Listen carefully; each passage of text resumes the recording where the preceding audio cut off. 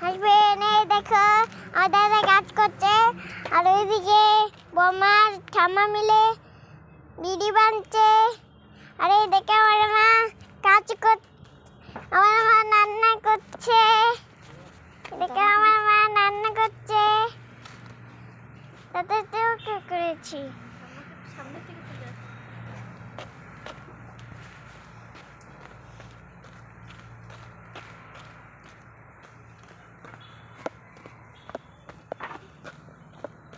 এবারে দেখো আমার বাবা ওখানে কাজ করছে, ওকে এখানে অন্ধকার,